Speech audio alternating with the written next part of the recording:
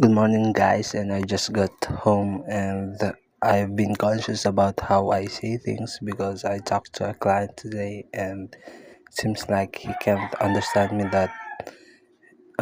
that's why he ended the conversation in the middle of the conversation. So that's why I've been conscious of my pronunciation. And right now, what I want to do is just to review all the things that I've been talking about, as well as my pronunciation, as well as how I relay the information, because that's another thing as well that I need to improve. And I have this coworker that is fluent in communications.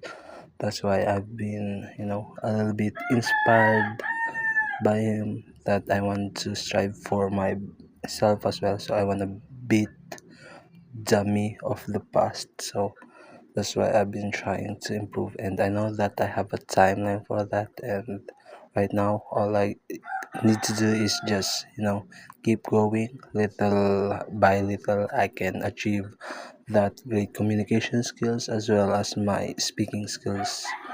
And for that to happen, I need to keep up with this video as well as I'm writing on my diary. Although it's not a problem for me to write, the problem is how I speak and how I relay the information on real time.